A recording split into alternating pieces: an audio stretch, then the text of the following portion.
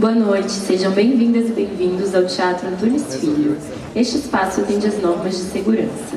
Aqui contamos com brigada de incêndio, extintores, luzes e saídas de emergência devidamente sinalizadas.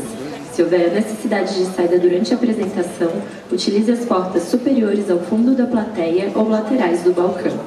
Informamos que, para a segurança de todos e todas, os artistas em cena foram testados para a Covid-19, com resultados negativos.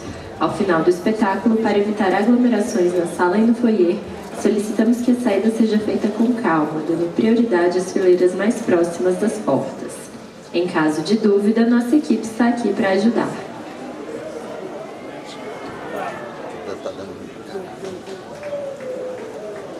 Ministério do Turismo, Instituto Cultural Vale e Sesc apresentam Barca dos Corações Partidos no musical Museu Nacional Todas as Vozes do Fogo, escrito e dirigido por Vinícius Calderoni. Pedimos a todos que desliguem seus celulares e lembramos que não é permitido filmar ou fotografar o espetáculo sem a autorização prévia da produção. Lei Federal de Incentivo à Cultura, Patrocínio Master, Instituto Cultural Vale. Produção Sarau Cultura Brasileira. Realização Sesc, Secretaria Especial da Cultura e Ministério do Turismo. Tenham todos um bom espetáculo.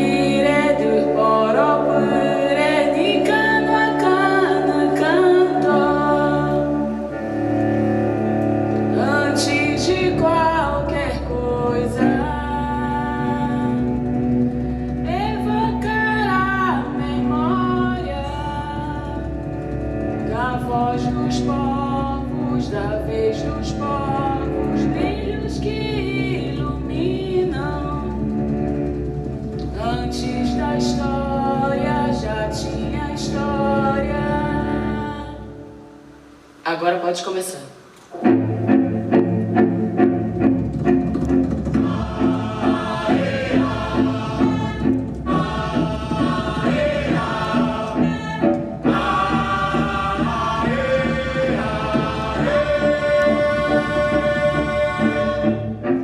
Todo ato que existe antes de ser foi véspera.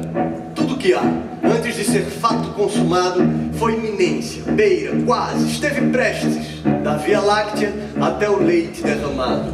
A trajetória da bola um instante antes do gol. A expectativa do som antes do ataque do atabaque.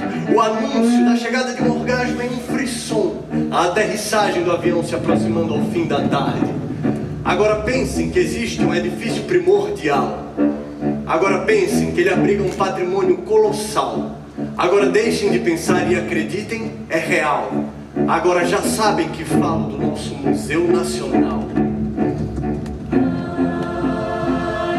Imaginem o palácio, calmaria de um domingo, ainda mais em um horário em que o museu está fechado. Todo o silêncio que há lá dentro, nos salões, no auditório, de onde emerge uma faísca vinda do ar-condicionado.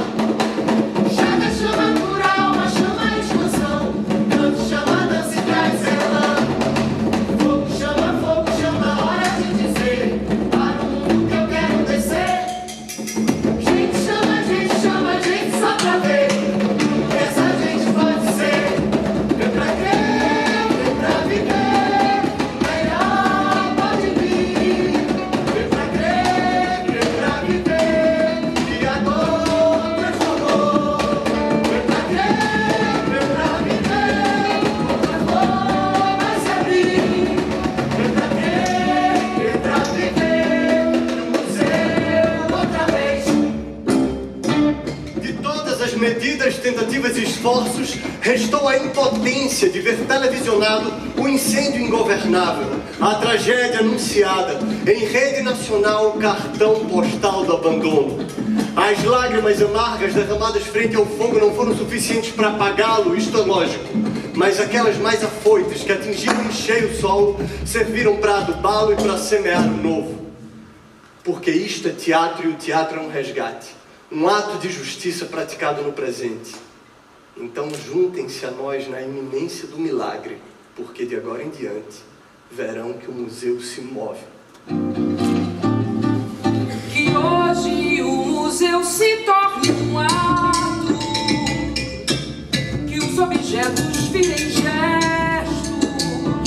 pois mesmo em tempos indigestos está em disputa o passado, que é uma batalha permanente, trazer à tona o recalcado, redesenhar velhos traçados. Todo o passado está presente. Se não me apresentei, sou Luzia, o fóssil mais antigo já encontrado na América Latina. Um fóssil, vejam bem, é apenas um dos estágios possíveis de um ser. Só é fóssil que viveu. De modo que quando eu cheguei aqui há 12 mil anos, isso tudo era mato. Eu andei para que vocês pudessem correr. Portanto, não é nenhum exagero afirmar que vocês são uma decorrência de mim, meus descendentes, o povo de Luzia. Pensem em mim como um fóssil do passado, falando no presente a vocês, os fósseis do futuro.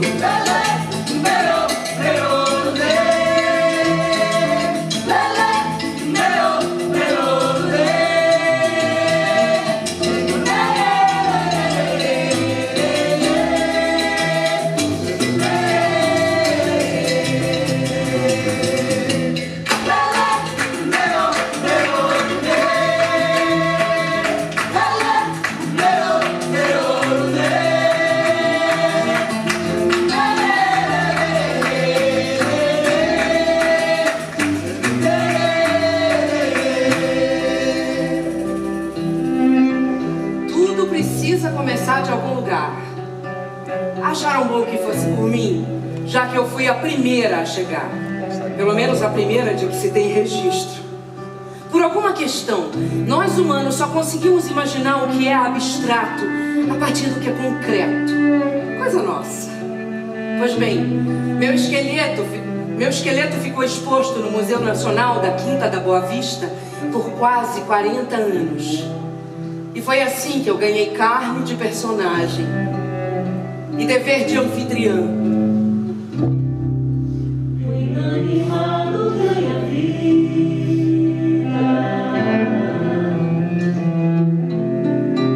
Quanta história adormecida se esconde atrás das filigranas. Já deixa o seu desdém de lado. No item mais inesperado repousa a condição humana.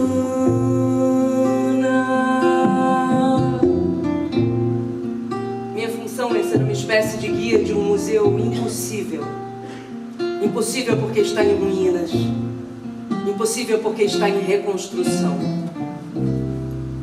A anfitriã de um museu impossibilitado pelo fogo. Fogo, entendido como o conjunto de circunstâncias que o ocasiona. Fogo entendido como a soma dos fatores químicos que o espalha. Fogo entendido como fogo. Como anfitriã que sou, que estou. O que tenho a oferecer é isto, um percurso. E é assim que essa convocação se encerra e se inicia o nosso trajeto através do museu. Do grego museu, casa das musas. Como a origem da palavra é grega, eu convoquei este pequeno coro trágico que ficou desempregado depois de uma montagem de Édipo Rei.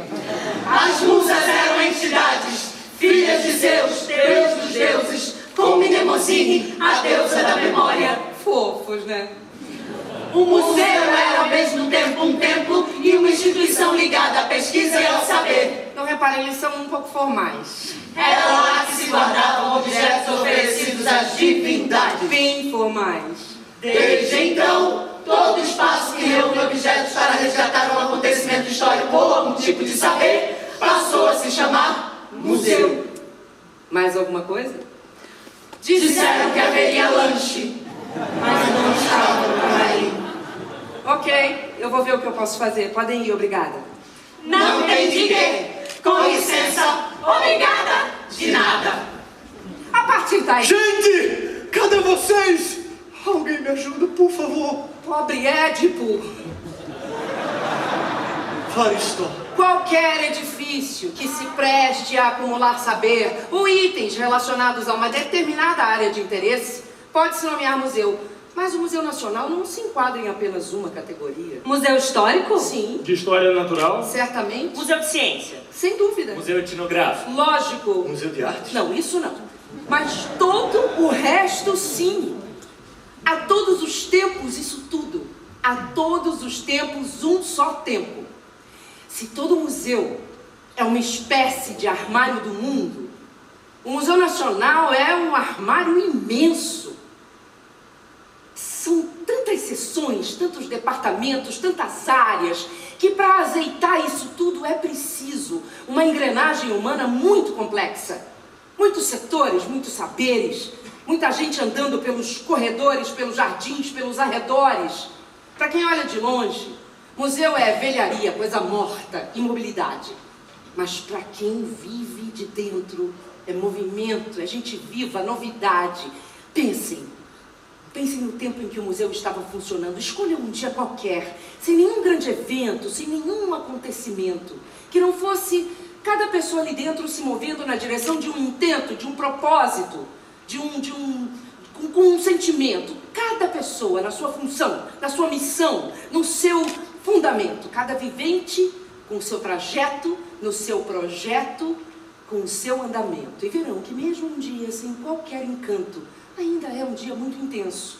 Por exemplo, um professor da pós-graduação de antropologia conversando com um aluno pelos corredores, defendendo uma opinião sobre um assunto que ele falou em sala de aula. A aluna caminhando ao lado do professor e discordando fortemente da opinião dele, formulando a sua própria, gesticulando muito e esbarrando em alguém que passa. Um guia educativo muito carismático que leva o esbarrão, mas nem se abala na sua função de conduzir um grupo de crianças do ensino fundamental que veio conhecer o museu. Uma das crianças desse grupo que tá, muito empolgada, achando tudo uma doideira! Outra criança que aproveita cada vez que o Gui olha pra frente pra ficar zoando os coleguinhas. E aí, quando o Gui olha de novo, ele faz cara de anjo. Outra criança que se perdeu dos colegas porque ficou olhando o esqueleto de um dinossauro. O funcionário da limpeza do museu que ajuda a criança a achar os colegas. Depois, sobe para a área de laboratórios e se assusta com duas pessoas trabalhando em uma das salas que ele foi encarregado de limpar. Um aluno de mestrado em biologia que avisa um funcionário que daqui a pouco eles vão liberar a sala e volta a falar com sua orientadora sobre sua pesquisa acerca dos padrões reprodutivos de uma espécie de inseto que só existe nas matas ciliares do Pantanal. Uma orientadora que incentiva seu aluno contando as dificuldades que viveu em sua pesquisa sobre as transformações vividas pelas moscas varejeiras no âmbito do crescimento urbano desenfreado, mas que vai ter que sair para atender um telefone urgente. Uma diretora do museu que está dando uma declaração para um repórter de TV, mas perde a concentração porque começa a escutar o que uma professora que está ali perto falando no celular diz, então pede para começar de novo, reproduzindo o mesmo tom de empolgação de antes, quase como se fosse uma atriz. O repórter que colhe a declaração da diretora, mas não está muito empolgado com a pauta, então seu pensamento vagueia para outros assuntos, como aquilo que ele precisa comprar no supermercado, ou lugar para onde gostaria de ir nas férias, enquanto faz cara de quem se interessa muito pelo que a diretora diz. Um fotógrafo do museu, cuja incumbência é registrar os acervos, mas que ama tanto esse lugar, que mesmo quando está sem uma função definida, fica fazendo foto das pessoas que encontra, como por exemplo... Uma bibliotecária pedindo silêncio às pessoas que conversam abaixo de sua janela. Um grupinho de funcionários fumando e rindo. Depois do almoço. No jardim em frente ao edifício, um vigia que trabalha no museu em 50 anos, colocando ração para gato, uma vasilha. Uma gata preta que nem liga pra comida porque tá no meio do seu banho. Um restaurador de obras de arte que lixa uma pequena estatueta. Uma arqueóloga pincelando lentamente um osso envolto em terra. Uma museóloga que posiciona um item em uma sala de exposição. E o fotógrafo pensa que se cada imagem que fez ao longo desse dia, de cada pessoa exercendo cada função, pudesse ter um som, a soma de todos os sons seria como a sinfonia de um dia no museu. E os sons da sinfonia desse dia contariam a história de um lugar cheio de gente apaixonada por aquilo que faz, e que não trocaria esse lugar por nenhum outro no mundo. Nada é mais bonito do que ver alguém que ama o próprio ofício. Nada é mais propício do que isso para se viver em paz. Tem quem se emprega pra ganhar a vida, e tem quem ganha a vida ao se empregar. E ganha mais que isso num sentido de ir e vir, estar e ser, uma razão pra despertar. Nada dá mais força do que ser alguém que faz o que acredita. A barbárie em volta bem que tenta, mas não pode nos parar. Quem passa a vida a reclamar da sorte, não vê que sorte tem ao reclamar. E tudo poderá ser transformado num estado transitório, permanentemente está. A asa do mosquito para quem estuda o assunto é tão sagrada quanto o teto da mais velha catedral. O mínimo detalhe para quem se importa muito, embora seja bem concreto, também é transcendental. A asa do mosquito para quem estuda o assunto é tão sagrada quanto o teto da mais velha catedral. O mínimo detalhe para quem se importa muito, embora seja bem concreto, também é transcendental. O tesão do artesão de esculpir o grão é a maravilha. A palavra que se jogou fora em boa mão vira poesia.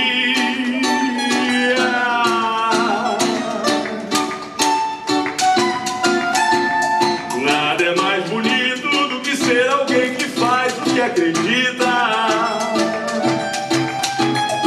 Nada dá mais força do que ver alguém que ama o próprio ofício. Toda essa gente, muito mais. Um arquivista organizando pastas com documentos do século XIX. Um aluno de iniciação científica observando uma lâmina no microscópio. 3 senhorinhas que vieram de longe achando que iam encontrar pinturas e esculturas. Uma funcionária. Prazer, Elisa. Apresentando as salas para outro funcionário recém-contratado. Anderson, prazer. No início do ano de 2018, depois de Cristo. Você já tinha vindo aqui antes? Uma vez só visitando com a escola. Ai, é muito diferente do que você lembrava. Olha, eu nem sei, que quando a gente é criança a gente acha tudo sempre maior. Isso daqui já não é muito acanhado. Não mesmo. Sensação que eu vou demorar 1 ano só pra saber onde eu tô. Nada. Em 1 semana você já tá sabendo tudo de cor. Aqui, ó, por exemplo, é a sala das conchas, dos corais e das borboletas. Essa aqui é a nossa sala de mineralogia e eu gostaria de chamar sua atenção para a variedade de itens. Dá uma Em olhada. 1925, uma variação do mesmo tema. Um diretor apresenta o museu para um cientista supostamente ilustre de nome Albert Einstein. Esse mineral, por exemplo, Albert, um mineral raríssimo, de nome Calcedônia da Sibéria, que tem centenas de milhões de anos de vida na Terra. Que me diz? Considerando o tempo que essa pedra existe e tudo que já viu, pouco importa o que eu penso dela. E sim, o que ela pensa de mim. Eis a nossa sala de paleontologia. Sala de botânica. Sala de meteorística. Sala de arqueologia brasileira. E essa aqui é a nossa sala de entomologia. Uau! É louco pensar que esses insetos expostos aqui para a posteridade não viveram mais do que poucos dias. Insetos não me entusiasmam. Muitos anos antes, em 1843, um empregado conduz sua senhora, a imperatriz Teresa Cristina, recém-chegada da Sicília, através do Palácio de São Cristóvão, sua nova casa. Esta é a sala de refeições, Imperatriz. Sala de antropologia brasileira. Estes são seus aposentos. Aqui ficam as salas de aula. Aqui, a Imperatriz verá a biblioteca. Nossa, biblioteca. A biblioteca. Pessoas apresentam lugares a outras pessoas desde sempre. Mas seria bom se pudessem dizer algo além do que se vê. Nessa sala você vai se apaixonar por alguém. Aqui você vai ter uma ideia revolucionária. Aqui você vai sentir saudade da sua antiga casa. Talvez. Porque quando alguém nos apresenta um lugar, nos sentimos menos à deriva num universo indiferente. Faz parecer que estamos em casa. E casa é o lugar onde não sentimos medo. Quando eu cheguei aqui, sentia medo, mas hoje me sinto em casa. Pode nos dizer seu nome e função? Sou Sheila, chefe de seção de assistência ao ensino. Seção criada na minha gestão como diretor. Seu Roquete Pinto, o que tem feito? Atualmente estou morto. Somos dois. Você não deve desconfiar, mas mudou minha vida. E a sua existência dignifica a minha trajetória. O propósito da minha trajetória é corrigir essa deformação. Doutora Berta Lutz, uma das maiores cientistas do Brasil. Afinal, recusar à mulher a igualdade de direitos em virtude do sexo. Pioneira feminista do movimento sufragista e uma das autoras da Carta de Fundação da ONU. É denegar a justiça à metade da população. Diretora da seção de Botânica do Museu Nacional. Os processos de real transformação são longos. Meu nome é Sandra Benites. Por isso é tão urgente que comecem depressa. Sou pesquisadora, ativista, educadora, curadora e mãe. Se pegamos a muda de uma árvore frutífera, descendo dos povos Guarani e Andeuá, e queremos que frutifique dentro de 10 anos. Entrei no mestrado no Museu Nacional em 2015. O plantio tem que ser feito agora. Defendi em 2018 minha tese em antropologia intitulada Tem de ser feito agora. Viver na língua Guarani e Andeuá, mulher falando. E talvez seja estranho nessa tribuna, mas acho bom que se acostumem cada dia mais com essa ideia de uma mulher falando. Mulher falando. Mulher falando. Mulher falando. O que posso dizer é que só aceitei ser princesa de um país a milhares de quilômetros da minha pátria, porque foi a única maneira que encontrei de estudar a fundo as ciências naturais. Leopoldina Carolina Josefa. No pouco que vivi, essa foi a maior alegria que tive. A Imperatriz Leopoldina. Fundar este museu que hoje ocupa o mesmo espaço onde morei e morri. Estar no edifício que é a afirmação plena da lógica colonial que massacrou e escravizou os povos originários e os povos da África é viver com o nó na garganta. Quando cheguei para trabalhar aqui, não conseguia parar de pensar na carga simbólica desse lugar. Aqui a história do Brasil se inscreve inapelavelmente. Um professor titular da pós-graduação do Museu Nacional, que preferiu não ser identificado. E quando digo história do Brasil, evidentemente tem muito de violência e brutalidade. Mas estar no espaço que foi negado ao meu povo é de alguma maneira fazer uma nova história. História não só do Império, mas também da República. Os alvissareiros auspícios da nova pátria se fazem presentes na abertura dessa sessão solene. Eis aí o presidente da Assembleia Constituinte da República em 1890. E assim as ferrugens do atraso que carcomiam as engrenagens do sistema político deem lugar a esta nova república vibrante. O palácio, símbolo do Império, sendo palco da cerimônia oficial do golpe que destitui o Império. Só depois da instauração da República é que o Museu Nacional se instala na Quinta da Boa Vista. Parece ironia, mas é só o teatro do poder em toda a sua opulência. E com o tempo, lentamente, o museu vai se tornando um espaço fértil de trocas. Uma instituição de imbatível vocação educacional. Um polo de excelência científica. Um ponto de encontro para pensar o país. Um território em disputa. Tudo isso. Mas também vai ganhando a sua atual configuração de seções, sobre a qual eu não vou entrar em detalhes, de modo a não ficar excessivamente didática e evitar o tédio. Não é bem assim. Cara, Luzia. Isso é um engano. Talvez pareça peculiar. Nossa estratégia. Esqueça palestras, aulas magnas ou colóquios. Essa canção será nossa enciclopédia. Aqui o meu assunto é arqueologia, onde estudamos fundamentos da humanidade. Os objetos escavados, encontrados, são ferramentas para a posteridade. Geologia, que é nosso departamento, desvenda a terra em seus múltiplos aspectos. Olha minuciosamente cada solo, composições, transformações e seus impactos. Etnologia e etnografia, duas irmãs que mutuamente se alimentam. Uma levanta documentos de um povo E ao estudar com afã esses excertos, o que é humano me interessa intensamente. Em minha disciplina, a antropologia. Portanto, a mim nunca parecerá alheio. Se gente come, sonha, canta, morre ou cria.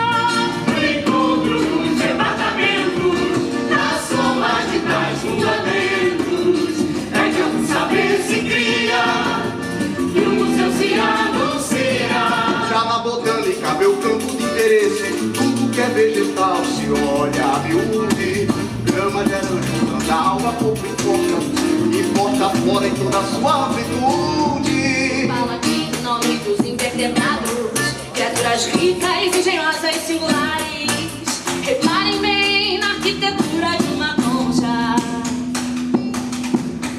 e entenderão por que razão morro de amores.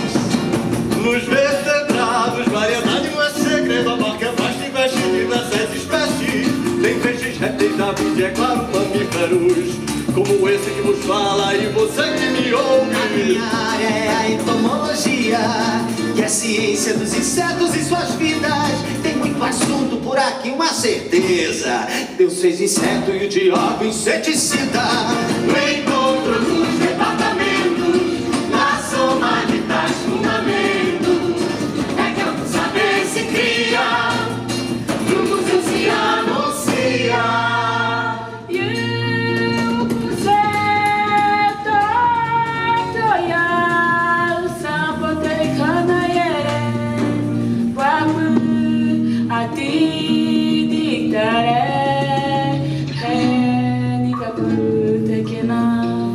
Nosso setor é de assistência ao ensino, que faz a interface entre o museu e as escolas.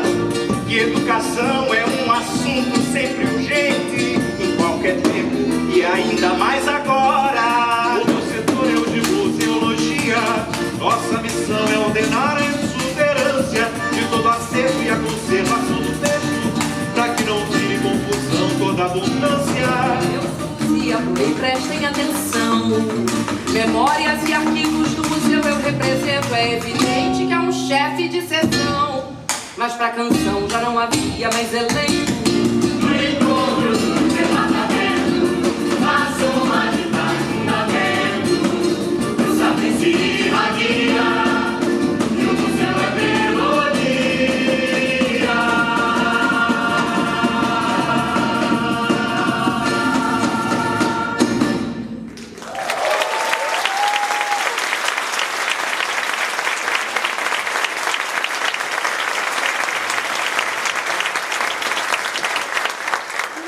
Obrigada, gente. Não tem de quê. Com licença. Obrigada.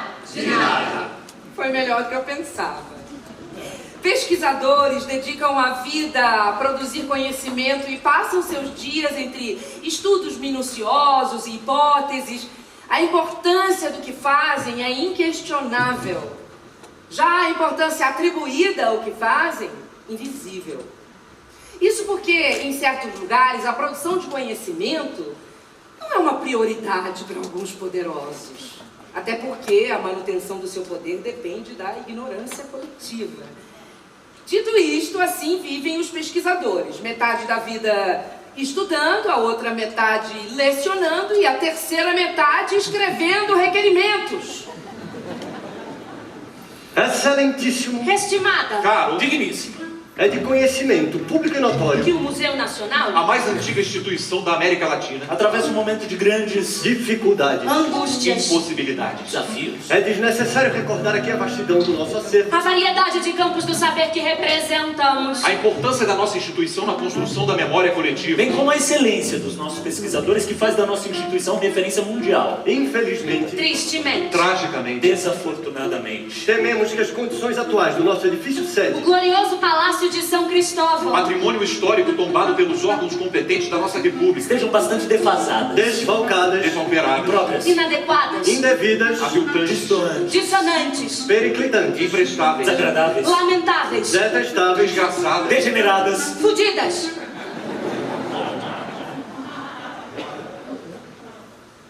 detonadas.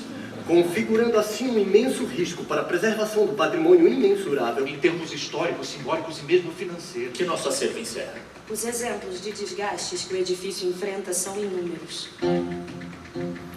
Há variados focos de infiltração, rachaduras múltiplas, quedas repentinas dos forros de gesso que ameaçam a integridade física dos nossos funcionários, fiações expostas e mal conservadas, espalhadas por um edifício repleto de madeira, um verdadeiro barril de pó propício para o espalhamento do fogo. em caso de algum pequeno foco de incêndio. Sendo assim, portanto, pedimos encarecidamente, enfaticamente, apaixonadamente, desesperadamente, que nos ajude, proteja, socorra, salve, através de remessa de recursos, liberação de verba, emendas parlamentares. Qualquer auxílio é bem-vindo. Agradecemos muito. 17 de janeiro de 1873. 20 de maio de 1920. 30 de julho de 1986. 7 de dezembro de 2017. Atenciosamente, cordialmente, respeitosamente. Enviar. Estimado. Caro. Recebemos sua solicitação com muito pesar e lamentação. Recebemos sua solicitação. Recebemos. Infelizmente, Não será possível atender a sua demanda. Não será possível. Não será. Não. Por motivos de verbas já empenhadas. Outras prioridades. Eu não quero. Não te interessa. Assim sendo, esperamos. Encontre recursos. Excelente sorte. Melhores desejos. Atenciosamente. Cordialmente. Tente. Novamente.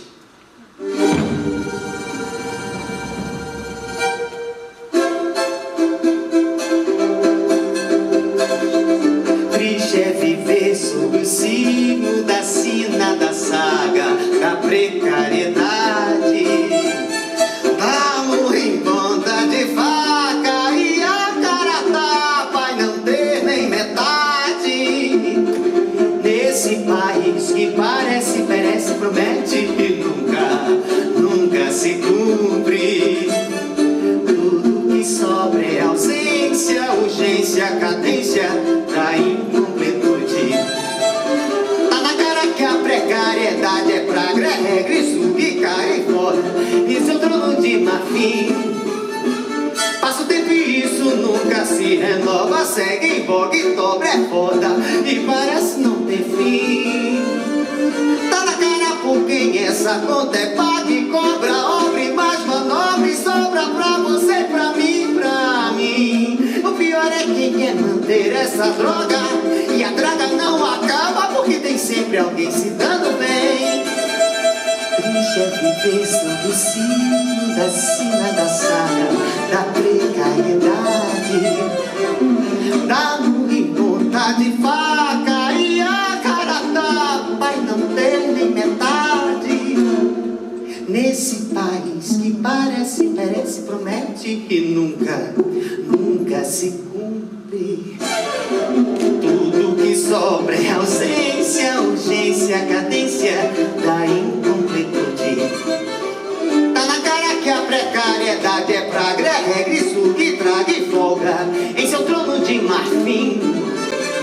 Passa o tempo e isso nunca se renova, segue nova e obra é foda e parece não ter fim. Tá na cara por quem essa conta é paga e cobra, obra e mais manobra e sobra pra você, pra mim. O pior é quem quer manter essa droga e a droga não acaba porque tem sempre alguém se dando bem.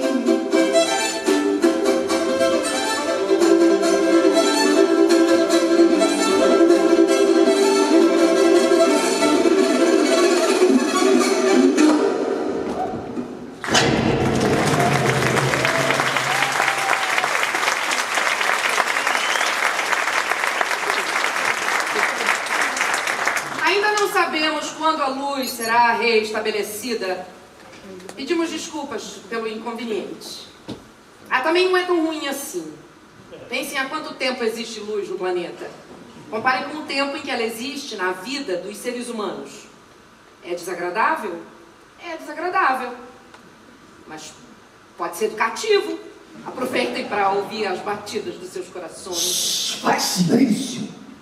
Quem tá aí? Vai estragar a surpresa? O que você tá falando? Que surpresa! Ué, tá desmemoriada? Não tá se fazendo de som. A gente tá achando e você tá se achando. atenção pessoal, também vai se aproximando, hein? Ai, meu coração. Atenção, todos ao meu comando, hein? 1, 2, 3. Surpresa!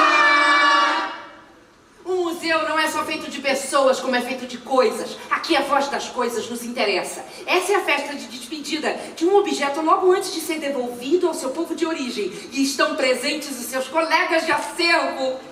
Eu sou o Pinguim de Magalhães empalhado. Um grupo de crianças atentadas que veio fazer excursão no museu me deu o nome de Flick. Mas se você falar essa palavra, eu nem me viro. Até porque eu tô empalhado. O pessoal aqui me conhece por Magalhães e é assim que eu gosto que me chamem. Eu sou um gastrópode, ou seja, uma concha. Como eu sou invertebrado, ninguém sabe direito para que sirvo. Às vezes eu tenho mesmo essa dúvida. Mas sei bem, se você colar o dedo em mim, cabe o mar inteirinho. Eu sou uma pequena cigarrinha. Meu nome científico é Cavitiana alpina, mas meu nome artístico é Cavipina, que é numerologicamente mais forte. A cigarra da fábula é minha pina. Digo, prima. Mas eu não enveredei para a música. Prefiro me considerar mais uma artista sem fronteiras, que se expressa em várias mídias. Ué, não dá nem pra comparar. Ah, nem vem. Ou a vida inteira nadando, vida cigana do caralho, cheio de predador no teu retrovisor, procurando uma costa segura pra reproduzir. Se liga! Se tu não se ligar, malandro, vem como os ovos do teu filhote, e depois de toda essa epopeia ainda ter que morrer, isso não é vida, irmão. Isso é calamidade pública. A nossa vida é muito pior, meu irmão. Irmão não, pô. Me respeita que eu sou vertebrado. Essa vida inteira numa pasmaceira da porra! Não acontecendo nada! Só os peixinhos nadando! É que nem olhar o aquário, só que de dentro do aquário! Nada acontece! Até que um dia você acorda e de repente, quando menos se espera, pi! Nada aconteceu! Pelo menos você tem emoção, meu irmão! Nossa, gente, a cara de vocês competirem por quem tem a vida mais caída. E olha que nem vida mais ninguém aqui tem. Olha ela, curtindo a pós-vida doidada. Nossa, Magalhães, aqui é carpetinho, só sei curtir e brilhar. Brilhar e curtir. Em virtude das suas cores chamativas e vibrantes, a cigarrinha Cavitiana alpina provoca imediata associação a um clima de vitalidade e descontração, como também pode ficar expresso em suas palavras. Eu sou um afresco de Pompeia. Uma pintura feita sobre uma camada de parede, removida de uma cidade soterrada pela lava do Vesúvio. Sou remanescente de uma cultura gloriosa, mas também a notícia eloquente do seu desaparecimento. Nós somos o vaso Inca! Também somos o remanescente de uma civilização exterminada! Mas não por um desastre natural! E sim pela ação do homem! Genocídio é o ato de espalhar a barbárie! Para fins supostamente civilizatórios! Somos uma fotografia de um dos nomes desse povo quase vivo! Não tenho certeza se eu compreendi. É simples! Acompanhe comigo! Tomando você mesmo como exemplo! Aquele que te extraiu como matéria-prima da rocha! Aquele que transportou essa matéria-prima! Cada pessoa que te manuseou! Aquele que te afixou na parede! Aquele que te pintou! E assim por diante, até a prateleira onde você está exposto hoje! Se somar todo mundo! Em todos os processos! Vai chegar a milhões de pessoas! Em outras palavras, cada um de nós traz em si uma multidão.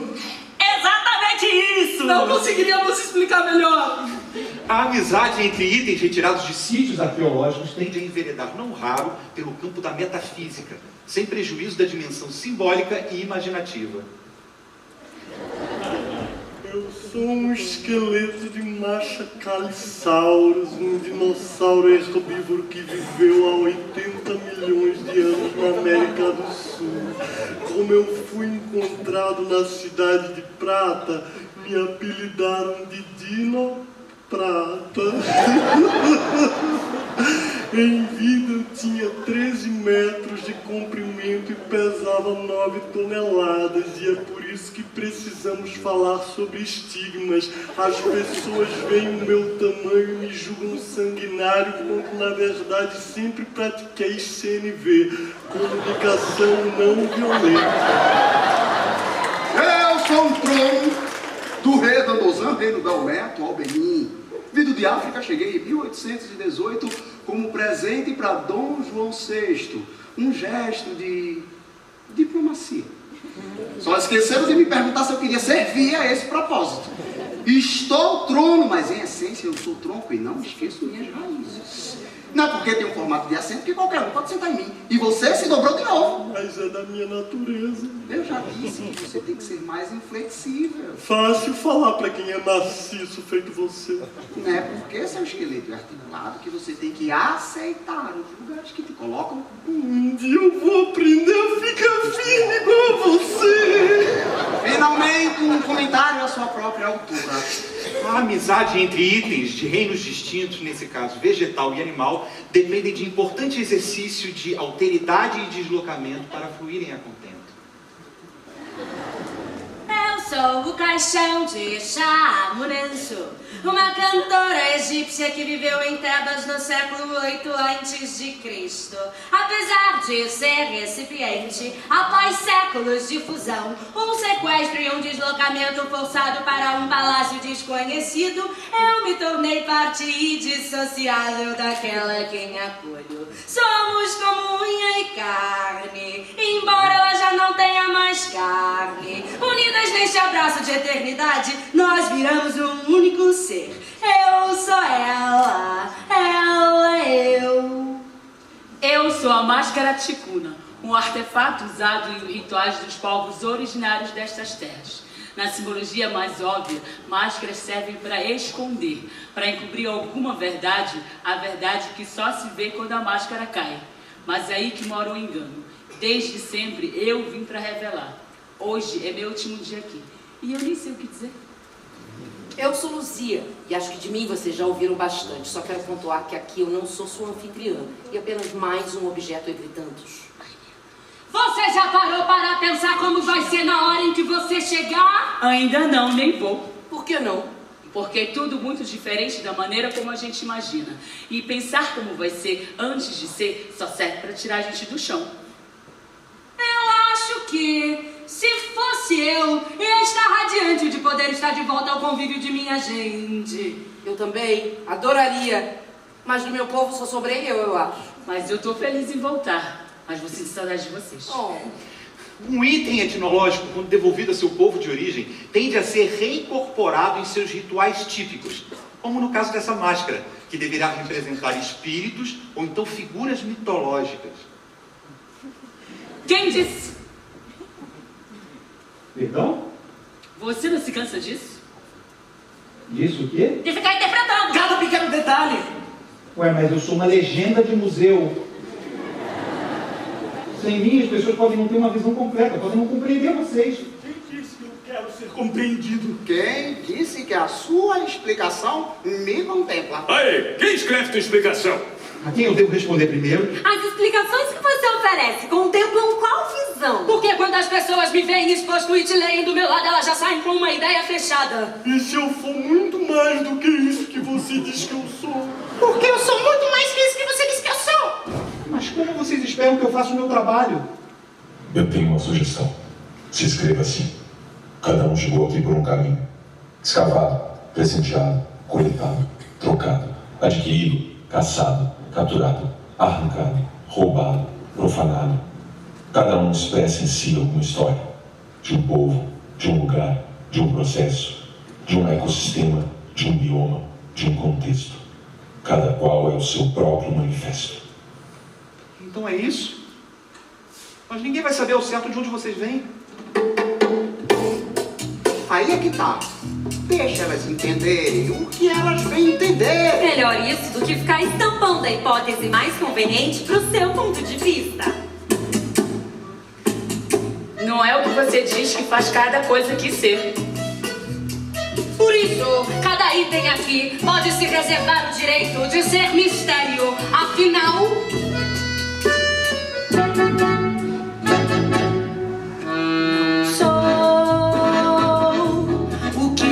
deseja. Suas cartas na mesa não vão definir o meu plano de voo. Estou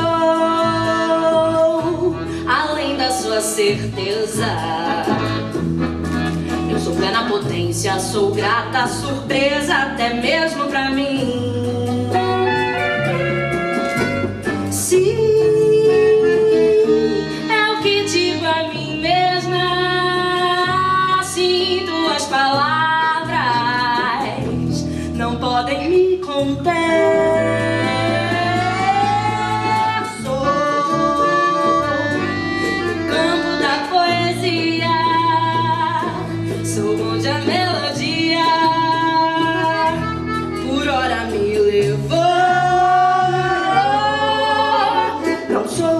Objeto de interesse, de estudo ou de estimação. Sou meu próprio objeto de experimentação. Sou o que eu quiser, mas o que você quer. Sou o que eu quiser, mas o que você quer. Sou o que eu quiser, mas o que você quer. Não. Agora é sempre bom lembrar que eu entro no museu. Quando alguém vem nos ver, percorro um dos corredores, caminha pelo museu, olha através de uma vitrine e olha para cada um de nós profundamente. Vejo uma pedra e fica livre para associar o que vê ao que bem entender. Na etiqueta está escrito Calcedônia da Sibéria, coleção Werner. É uma pedra vermelha e branca com camadas internas de sedimentação alternadas em linhas retas. Eu sou o pensamento dessa pessoa. E eu não sei se eu sei falar muito bem de mim. Só depois de um tempo que eu me entendo, eu estou impressionada com a semelhança que as camadas que dessa pedra tem com o bolo de rolo que a avó dele fazia. Eu sou a lembrança da avó que diz: faz isso não, meu filho, pega mais um pedacinho, pega, meu filho, você está muito magrinho. E depois volta para a cozinha, arrastando os chinelos e cantarolando a canção de um bolero. Eu sou a melodia desse bolero, e sou mais ou menos assim. Eu sou a lágrima que aparece sem aviso no olho esquerdo, mas que não desço. Fico ali, ao rés do assoalho da vista, como se fosse uma pequena poça d'água represada. Eu sou o pensamento tomando forma de saudade da avó e da frase do pai. Sua avó não vai mais acordar, meu filho, sinto muito. E essa é a lembrança do pai, em forma de frase, e do gesto de apoiar a mão sobre o seu ombro. Eu sou o gesto de enxugar o rosto com a lágrima. Sou brusco e repentino mesmo a essa proposta, porque meu ímpeto vem interromper a lembrança e devolver a concentração para o que você veio fazer aqui, que é assistir a exposição. Eu circulo muito mais olhando para mais itens em diferentes salas que desencadeiam outras coisas. Um cálice etrusco do século VII a.C. Que me faz pensar o que eles tomavam ali dentro. Que me faz lembrar uma taça de cristal que eu quebrei na casa de um amigo e era herança de família. Eu sou o perdão desse amigo, eu só cheguei depois de um bom tempo e muita análise. Um pedaço de tapeçaria da cultura Chancai, uma civilização ameríndia da era pré-colombiana representando um grupo de aves. E uma sensação meio metida besta de que esse tipo de tapeçaria é um pouco precursora do cinema, milênios antes da sua criação. Um besouro seco com a casca das costas numa tonalidade de azul rara e quase inédita. E a constatação óbvia de que foram as cores disponíveis na natureza que originaram as tonalidades possíveis nas cartelas cromáticas. E não o contrário. E assim sucessivamente, algo que vejo... Que me lembra... Que me desperta. Que outra coisa surge e leva a outra. Que um gesto... Até que... Fala sério. Se combinasse, não dava tão certo. Eu sou o abraço entre esses dois velhos amigos, Fernando e Inês, que se encontram por acaso numa visita ao museu no meio de uma tarde de sábado. Eu sou a leve tensão sexual que há entre Inês e Fernando, que afinal já tiveram antes no passado. Eu sou o diálogo que eles vão ter e acho bom já avisar vocês que talvez eu dure algumas horas. Chegou faz tempo? Acho que 1 hora, mais ou menos. Que nem eu. Olha só! Eu sou o senso de humor do Fernando que vai perguntar: você vem sempre aqui? Eu sou a autocensura de Fernando e cheguei para impedir uma tragédia. Eu sou a baixa tolerância da Inês a silêncios constrangedores que fazem ela dizer qualquer coisa para não ter que sustentar a situação. Muita coisa forte, né? Nossa, o mundo todo. É, tipo isso. Sabe aquele filósofo, Derrida, que dizia que cada pessoa que morre é o fim do mundo? Não. Mas se você está dizendo o que ele disse, eu confio. Eu sou a eminência de uma frase de efeito. Fiquem atentos. Se cada pessoa que morre é o fim do mundo, cada pessoa que nasce é um mundo novo? Se você está dizendo, eu confio. Eu sou o mundo que é o Fernando. Eu sou o mundo que é a Inês. Eu sou o mundo que é o museu. No segundo andar você já foi? Ainda não. Bora? E eu sou a possibilidade de uma história de amor, gente. Eu só peço que não me apressem, com licença. Eu sou o mundo que o Fernando leva em si e que me vou com ele. Eu sou o mundo que a Inês leva dentro de si e que me vou com ela. Eu sou o mundo que é o museu, feliz de ver esse encontro acontecer nas minhas dependências e observando que vem chegando alguém. Eu olho para o museu. Não para o edifício concreto, mas aquele que você construiu a partir desses relatos. Diante do museu erguido na sua mente, aviso que o que eu tinha para dizer não é muito mais do que eu já disse. E é questão de tempo até que você se esqueça dessas palavras, já que aqui eu não sou peça de museu, e sim peça de teatro, portanto efêmera. Todo museu é uma luta contra a ação do tempo sobre cada matéria. Conservar é artificial, perecer é natural. A conservação de um patrimônio como prova do triunfo humano possível sobre o fim. Eu, que não pretendo triunfar sobre o meu próprio fim, embora esteja há 12 mil anos desafiando o tempo, encerro aqui o meu percurso. Não sem antes notar que este museu é um ancoradouro de tempos. Todas as camadas do passado estão presentes. Não sem antes notar esse grupo de amigos, sentado no gramado, no pátio central, de frente ao edifício. O dia é 2 de setembro de 2018. É uma manhã ensolarada de domingo. Tomaria outra agora. Você acabou de virar uma garrafa num gole só. Ah, sim que é bom. Desce lá e compra outra, ué. Preguiça da porra. Eu disse que era melhor trazer o isopor. Pesado demais. Tô dizendo, esse daí queria que o mundo acabasse barranco pra ele morrer encostado. Lógico, qual é a dúvida? Pra mim você vive que nem milionário, mas só que sem dinheiro. Acho que fiquei bravo, achei que foi um elogio. Pois você devia pensar em dinheiro logo, viu? Você vai ficar velho, sem energia, dependente de aposentadoria. Você tá fudido. Mas tá muito longe ainda. Tá longe nada, passa assim, ó. Ah, você deveria exercitar essa musculatura. Responde? O quê? Ué, pois é, meu filho. Desde cedo minha mãe sempre me ensinou onde eu quero estar daqui a 30 anos. E tu quer que eu responda como eu quero estar daqui a 30 anos? Isso. Eu não sei nem como eu quero estar daqui a 30 minutos. Pois devia exercitar essa musculatura. Vamos, menino, me responde logo. Quero estar vivo. Ah, engraçadinho. Fazendo o quê? 14 de março de 1985. Pátio central, fachada do edifício. Parece que sai da Cinelândia e vai até a Candelária. Quando você disse que era? Daqui a uma semana. Muito ansiosa. Que bom que você tá animada. Você não? Eu tô reticente. Tô não, eu sou. Não, professor, mas agora vai ser diferente. Vai ter 300 mil pessoas na rua gritando, pedindo diretas. Não tem como se não dar certo. Uma coisa que eu aprendi é que nesse país sempre pode dar errado. Professor, você sabe que eu te respeito muito, mas eu acho que dessa vez você está errado. Eu acho que você tá certa em achar que eu tô errado. Os milicos estão caindo de maduro. Se der um empurrãozinho, cai. E se cair, não volta mais. Será? 11 de outubro de 1802. Outra manhã ensolarada. Quer um trago? Não quero nada dessas coisas da tosse. Tá vindo ninguém não, né? Já falei, se vier, dá pra ver daqui. Não, o seguro morreu de velho. Eles não podem ver a gente aqui de jeito nenhum. Não vai ver nada. Pode ficar descansado. Tá bom. Descansado. É.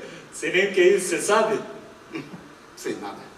Sei o que é carregar pedra debaixo desse solqueiro para levantar castanho para os outros. Mas o senhor e a senhora sabem. Ah, isso ele sabe mesmo.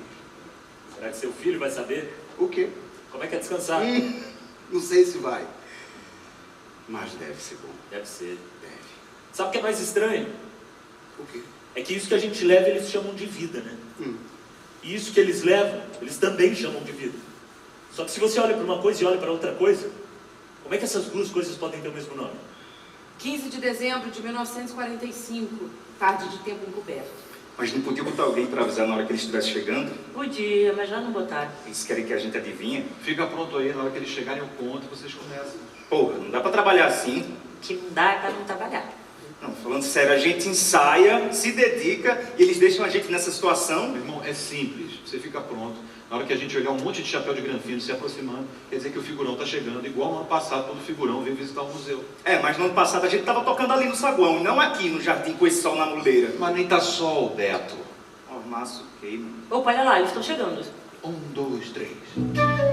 Uma casinha na praia com uma horta e uma rede. Eu sinto que as coisas vão e vêm o tempo todo por aqui. Será que o filho do seu neto vai saber? Será que a gente nunca vai deixar a barbárie pra trás? E tu, como é descansar? Só vou descansar quando der uma casa pros meus pais. A história é pêndulo, não linha reta. Será que o bisneto do teu neto? E você? Eu não consigo não ter essa esperança. Talvez daqui a 200 anos. Eu queria uma chácara com os 200 gatos. Será que algum dia?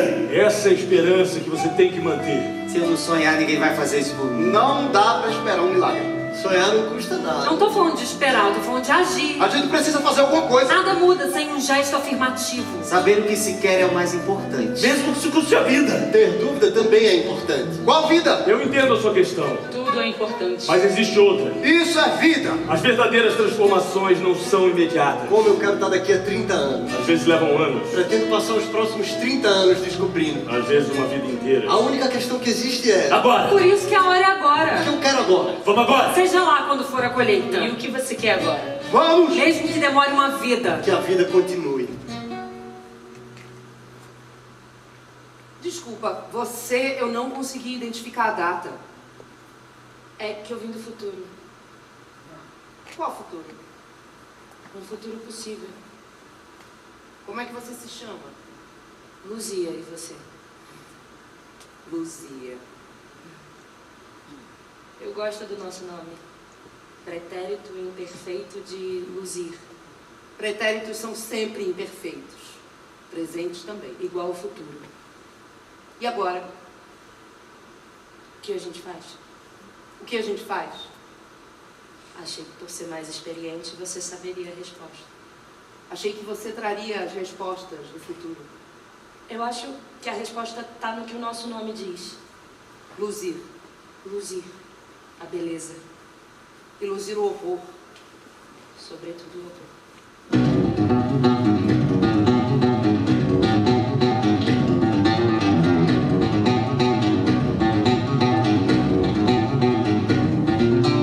Antes é mais distante do que ontem, tá mais pra longe do que perto. Repare, o tempo está encoberto com nevoeiros e fuligem e mais camadas de vertigem expressas em forma de dilema.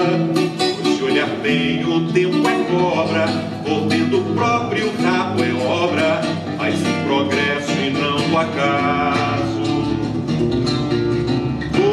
É um enigma que está posto, moto perpétuo sem descanso, na soma dos recuos e avanços, e nós fora algum desgosto, sentimos pra onde sopra o vento, e achamos o fio da meada, pois se olhar bem a vida hoje, mais do que nunca e logo surge, uma esperança e uma toada. Eles, nossos antepassados, vivem imersos em nossas jornadas, nos objetos, nas piadas, se manifestam em nossos gestos, assistem sem pagar ingresso, nossa comédia de enganos, o que é eterno esse retorno, o novo é o velho é o novo, madre a caravana passa.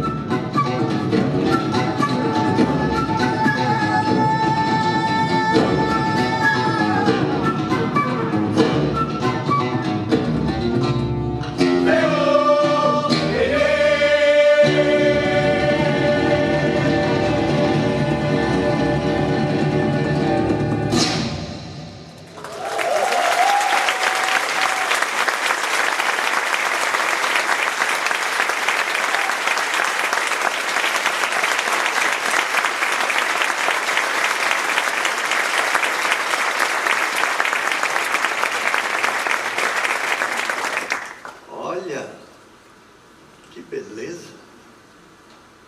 Todo mundo reunido. Adoro festa. Por que ninguém me chamou? Hein? Ninguém ensinou a vocês que é falta de educação? Vão me deixar aqui sozinho? Vão levar os instrumentos, cambada?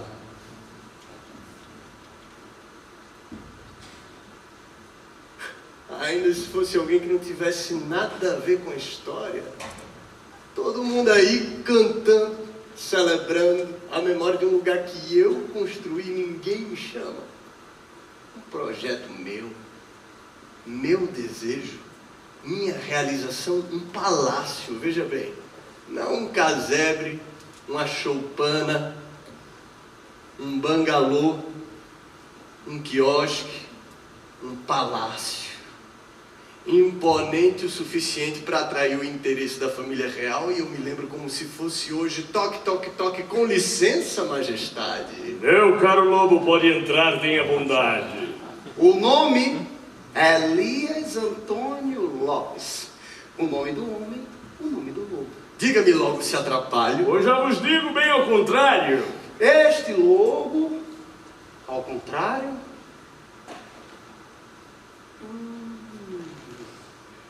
talvez seja mais consagrada a lembrança do lobo que sobra a casa dos porquinhos com a força do ar de seus pulmões. Trago um oferecimento para o seu conhecimento, uma prenda muito singela. Excelente momento para o vosso aparecimento. Muito bem, vamos a ela. Este lobo, ao contrário, é um homem e que constrói suas próprias fortalezas. Tem uma chácara tímida, uma coisa assim bem mínima dos meus olhos, é a menina. Eis aqui o meu regalo. O regalo era o Palácio de São Cristóvão. Ora, ora, que beleza, vossa generosa surpresa, virtuosa correnteza.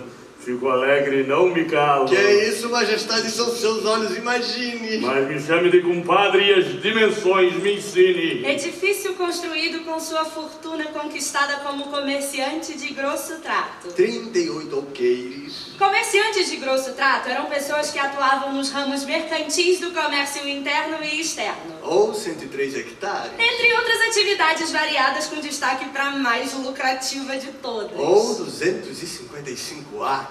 A de mercadores de escravizados. Ou 1.033.800 metros quadrados com um palácio no meio muito bem decorado. Vendedores de gente. Gente de Angola, Congo, Benin, Butão, Moçambique. Gente de África. Gente preta arrancada de suas casas, expatriada, dilacerada, torturada e morta. Gente tratada como coisa. Pior que coisa. Essa é minha oferta, eis a parte que lhe toca. É um gesto magnânimo, mas o que deseja em troca? Só o que está ao seu alcance, não se importe, é coisa pouca. Se estiver ao meu alcance, terás um doce na boca. Ai, majestade, essas palavras são música para os meus ouvidos. Não duvido. Diga lá o que tem em mente, dir-lhe-ei se é execuível. Mercedes aqui e acolá, algum cargo, uma patente, qualquer uma bem-vinda. Todas juntas, se possível. Que tal, deputado da Real Junta de Comércio, meu caro? Claro! E a propriedade de ofício de tabelião da Câmara da Vila de Paraty dá pra mim? Sim! Que me diz do Ford Fidalgo Cavaleiro da Casa Real nessa história? É a glória! Ainda melhor se acompanhado pelo cargo de protetor e provedor da Casa de Seguros, que lhe parece! Merece! Tudo isso e conselheiro real, que tal? Genial! Cargos, medalhas, honrarias. E nome nos livros de história. Elias Antônio, comerciante, lobo, predador nato. O homem é o lobo do homem. Agora parem e pensem por um momento que para cada pessoa célebre que mandou construir, existe uma legião de anônimos que pereceram construindo. Quantos Joãos na base para um Dom João no topo? Quantos Cordeiros da Silva para que se festeje um lobo? Uma multidão de mãos erguendo palcos onde o rosto de poucos se ilumina. As mãos pretas que ergueram o Palácio de São Cristóvão, os pés indígenas que pisaram esse solo antes de ser roubado. Existe algum museu para contar essas histórias? Ou seria um desmuseu? Desmuseu, me lembra a desmesura, me lembra das mazelas que a carne atura, me lembra o desamparo que hoje nos perfura, me lembra o desespero, talvez seja cura. E o posto de ministro da Economia, o que me diz? Feliz! E uma concessão para emissora de televisão? Pois não! Me lembra a desmemória de quem foi jogado nos porões da história. Me lembra de dizer que é como ir à forra, caminho é pra desfazer e por que não agora? E um cargo emérito de embaixador. Um louvor e uma vaga vitalícia como juiz do tribunal.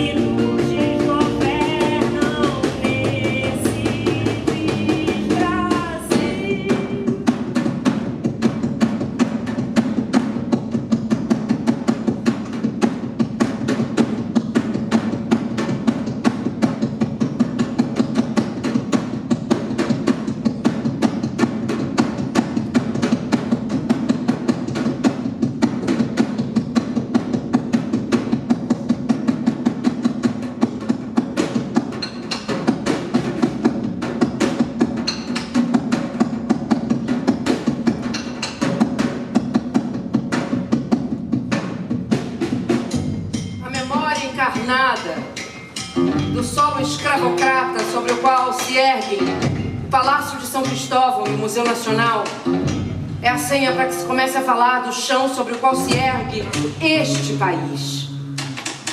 Afinal, uma nação é isso, um pedaço de chão, o chão que nos contém, que será nossa morada derradeira, um chão fértil onde tudo que se planta se colhe, café, sofrimento, cana, injustiça, jacarandá, paradoxo, soja, milho, genocídio e absurdo. Abram as janelas do passado, porque de agora em diante, o Museu Nacional é a memória do Brasil.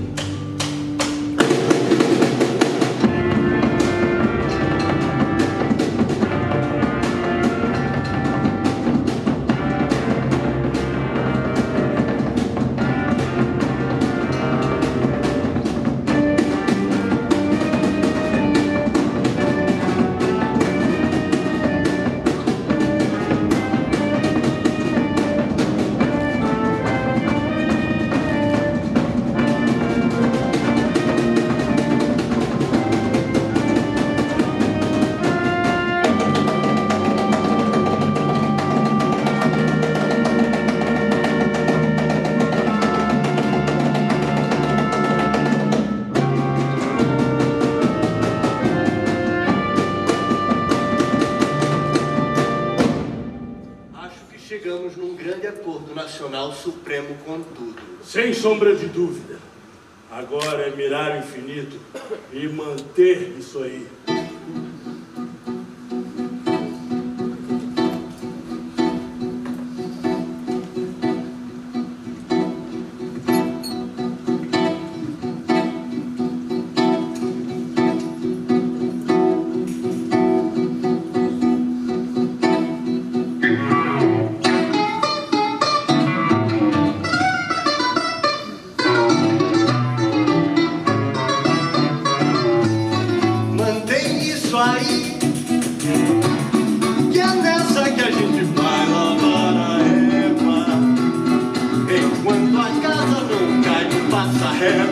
Depois o concreto acende, a gente vê. Mantém isso aí, que é nessa que a gente vai encher a burra. Enquanto o samba de lá leva uma surra, o nosso deita na sopa pra valer. Mostra que o nosso partido é autoridade em termos de samba. Não tem preservada, não tem perna bamba. Esse partido é de alta segurança. balança a nação de pé no chão. Farinha pouca, meu pirão primeiro, esse é o teu verdadeiro da nossa Constituição. Farinha pouca, meu pirão primeiro, esse é o teu verdadeiro da nossa Constituição.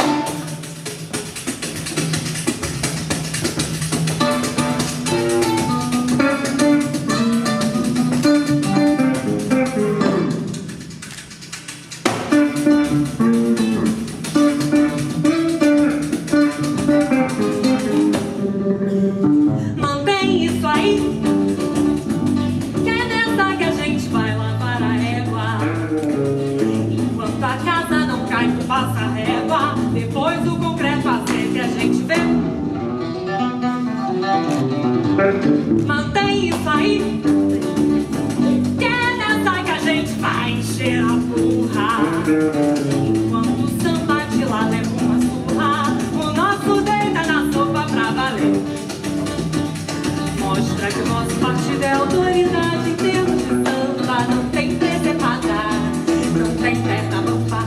Esse partido é de alta segurança. Nesse samba que balança a nação de pé no chão. Farinha boca, meu pirão primeiro, esse é o teu verdadeiro da nossa Constituição. Farinha boca, meu pirão primeiro, esse é o teu verdadeiro da nossa Constituição.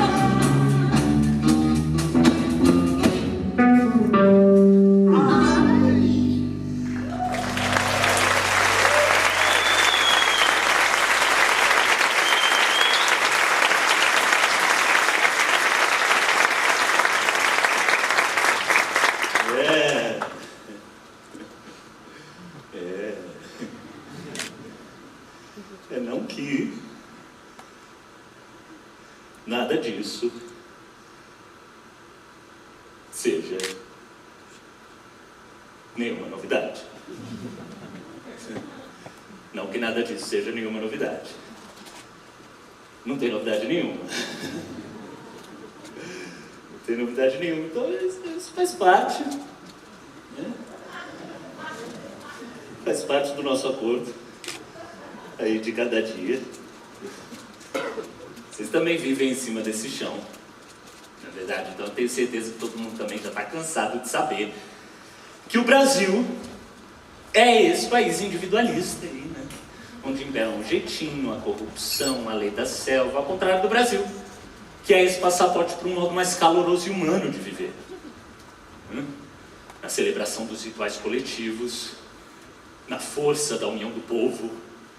É um estado de coisas quase mágico. É o oposto desse fascismo escancarado no desrespeito à diferença, que vai revelando a verdadeira cara do Brasil. Diferente do Brasil, que segue pulsando beleza e poesia em forma de arte, há anos-luz do Brasil, onde o artista gosta mesmo de mamar nas tetas do governo, e por isso então é uma felicidade imensa morar no Brasil, que é um grito permanente, de júbilo à diversidade, júbilo à tolerância, enquanto o Brasil é um antro racista, falsamente cordial, terra de genocídio permanente do povo negro e do povo indígena, também o país que mais mata transexuais no mundo, que vive completamente inebriado pela própria ignorância, que em nada se parece, inclusive, com o Brasil festivo, bem-humorado, diferente do Brasil, que libera geral porte de armas e mata em briga de trânsito e em discussão no bar, mas felizmente não tem mais espaço para isso aqui no Brasil, porque aqui nós temos canções que nos lembram que gente é para brilhar, não para morrer de fome, o oposto do Brasil, onde tem milhões de pessoas com fome, caçando carcaça de osso no meio do lixo para fazer uma sopa. Isso é o Brasil. Uma terra abençoada, cheia de belezas naturais, onde não tem terremoto, furacão, tornado, enquanto no Brasil todo desastre está sempre à espreita. E não nos esqueçamos do Brasil, onde tantas vezes pessoas egressas das camadas mais populares conseguem triunfar e ascender socialmente aqui nesse país, onde se matam políticos, juízes, líderes comunitários, qualquer esperança civilizatória, país com a maior biodiversidade do mundo, ao contrário do Brasil, campeão do desmatamento, do garimpo ilegal, das queimadas criminosas, Brasil, país do futuro, Brasil, promessa permanentemente adiada, país em que tudo que você planta dá, Brasil que eu digo sou eu, um país que chafurda em sua própria miséria, Brasil que eu digo são eles, um lugar que nunca supera seu provincianismo atávico, Brasil que eu digo é você, um país para ser ingerido em doses cavalares complementares de maravilha e horror, Brasil que eu digo somos nós. Sim, você tem absoluta razão, embora possa estar completamente equivocado. No entanto, compreendo seu ponto, acho sua opinião válida, embora seja polêmica. Essa situação me lembra de algo que mamãe dizia. Uma frase marcante e precisa como um relógio britânico, da qual não tenho a mais vaga memória. Mamãe tinha um senso de humor notável, apesar das dores recorrentes nas juntas. Ou terá sido vovó? Pouco importa! Os convidados chegaram! É uma honra receber em minha casa figuras tão ilustres desse país! É todo o meu prazer. É uma alegria. Tremendo jogo. Total regozijo. Muito! Não se preocupe, querida, nós podemos perceber a sua satisfação. Estamos terrivelmente envergonhados com esse atraso, pelo qual nos desculpamos. São precisamente 9h30 a hora marcada. Podemos nos sentar à mesa. As entradas já serão servidas. E aí, meu camarada, o que me conta de suas fazendas? Vão bem as plantações e as cabeças de gado, mas não tão lucrativas quanto seu banco. Sinto muito sobre as tristes notícias de cortes em massa entre os funcionários de sua fábrica. Nossos ofícios, nosso lucro de poucos bilhões nos deixou sem alternativas. Agradeço a cobertura silenciosa que o seu jornal e sua emissora conferiram ao evento. Não tem de que foi necessário apenas substituir a notícia por alguma tragédia popular. Temos muitos em estoque. Meus criados avisam que há um jovem empresário na porta dizendo que gostaria de entrar. Nem sei quem é. Nunca ouvi falar. Diga a ele para voltar quando sua empresa tiver se tornado uma multinacional. Aqui estão as entradas. Mas está delicioso! Ai, não é que bom tom falar de boca cheia, querida. O sabor é indescritível. É uma receita de família. Vovó era uma cozinheira de grande talento, dona de um tempero marcante, cujo sabor não lhe é familiar. Além de tudo, tinha um senso de humor notável, apesar de sua misantropia renitente. Ou terá sido papai? Senhores, acabo de me dar conta de que, na realidade, esta é a minha esposa. Oh! Puxa, que cabeça minha! Tremendo mal entendido. Como nos divertimos quando estamos juntos. Vejam como o tempo voa, já são 8h15. Infelizmente, nem tudo são flores, senhores. Compartilho da mesma sensação. Tenho sentido uma atmosfera de muito movimento. Um ar de agitação nas cidades. No campo também. E sabemos que todo esse movimento pode facilmente se converter em desordem. E que a desordem pode culminar em O tragédia. momento não é de sorrisos, e sim de gestos de firmeza. Senhores, talvez seja a hora de cada um fazer um telefonema. Pronto. Tudo como antes. Podemos voltar ao divertimento. O tempo está realmente voando, já são 7 horas, hein?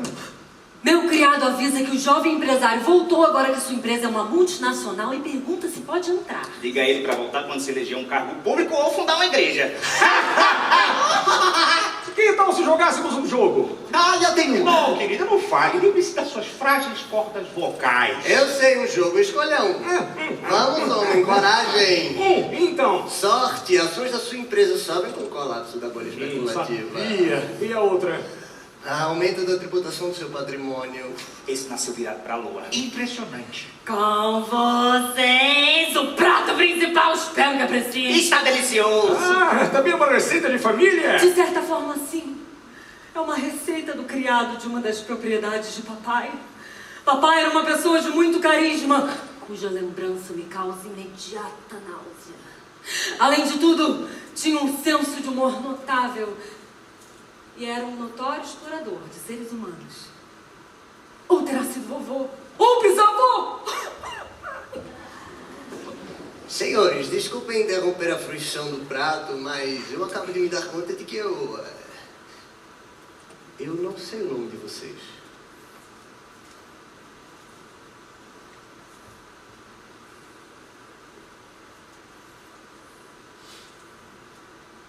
Ora, mas isso é supérfluo. Capricho. Detalhe! Senhores, agora que terminaram o prato, antes da sobremesa, preparei uma surpresa. Devemos nos preocupar. Chamar meu advogado. Contratar um avião. Comprar uma ilha? Para o divertimento de todos, como sei que são grandes fãs das artes da representação, trouxe aqui uma jovem atriz que vai fazer uma cena para nós todos. Aí está ela!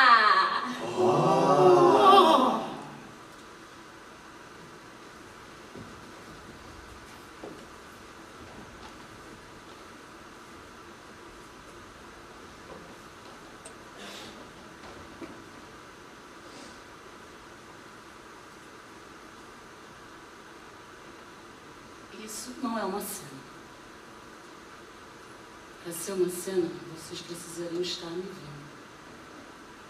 Vocês precisariam estar me ouvindo. Para ser uma cena, vocês, de alguma maneira, tinham que estar interessados ou se sentir implicados. Para ser uma cena, eu não poderia ser invisível aos seus olhos, mas eu sou. E não é porque eu queira. Estou acenando, chacoalhando meu corpo, falando, gritando. Estou fazendo tudo o que dizem que é para fazer quando se quer ser percebido. Sabe quando alguém diz qualquer coisa, grita? Para mim não funciona. Por isso não é uma cena. Uma cena precisa de urgência. Tem que acontecer alguma coisa que gere algum tipo de resposta. Uma coisa que desdobre em outra coisa. Por exemplo, quando massacram um povoado, isso não é uma cena. Para ser uma cena, depois que o povoado é massacrado, teria que vir de algum lugar alguma resposta. Mas não vem, porque o povoado é invisível aos seus olhos. Por exemplo, quando um de nós é assassinado ou queimado em praça pública, ou arrancado da própria terra, ou abandonado à própria sorte, ou todas essas coisas juntas não incomodam ninguém, porque vocês têm a capacidade infinita de fazer desaparecer quem já é invisível. Nunca tem resposta. Então sinto muito. Não é uma cena. É só um gesto sem resposta. Como um gritar numa ribanceira e o eco não devolver o som. Não devolve porque não recebe. Eu sinto muito. Lamento o transtorno. Posso imaginar a sua frustração nesse momento, que não é uma cena. Eu adoraria que fosse. Mas, por outro lado, já que não é uma cena, eu não preciso me preocupar com o texto. Posso dizer o que me vier à cabeça. Contaria coisas que me doem. Isso afetaria vocês. E algo dentro de vocês se moveria. Quando eu contasse coisas ainda mais terríveis, vocês se indignariam e teriam vontade de espalhar meu grito para mais gente saber. E se fizessem isso, eu ia saber que quando eu digo algo, alguma coisa acontece. E aí você estaria me vendo, vocês estariam me ouvindo, e essa teria sido a minha cena.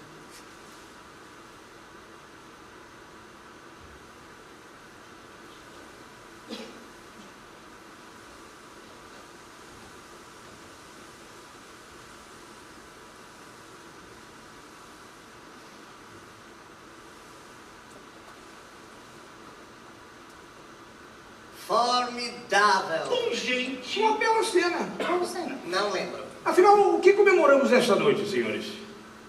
Já sei! É a virada de ano! Feliz 1968!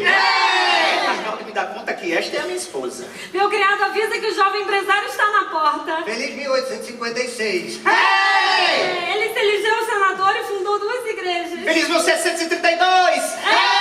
Mas agora parece que ele está fortemente armado. Acaba de me dar conta Feliz 1675! Está acompanhado de um exército e tem sangue nas mãos. Ok, deixa eu entrar mais depois da sobremesa. Feliz 1500! Aqui está a sobremesa. Está deliciosa! É também uma receita de família? Não, essa é minha mesmo. Eu era uma pessoa de grande brilho, cuja presença me enlouqueço. Além de tudo, tenho um senso de humor notável, apesar das manchas no passado. Ou será vovó, ou será mamãe, ou serei eu. Senhores, foi uma jornada de grande alegria, pela qual eu quero agradecer a todos. Lamentamos muito a partida do nosso ilustríssimo amigo que se despede depois de uma vida de trabalho apaixonado. As palavras que podemos proferir no tocante a esse velório são poucas, perto do que ele fez pelo país, né? Felizmente, ao invés de enterrar o seu corpo, encontramos maneiras de homenageá-lo. Por isso, seu corpo vivisseccionado estará, de hoje em diante, exposto como estátua em praça pública. Nada mais justo. Linda homenagem. Muito emocionante.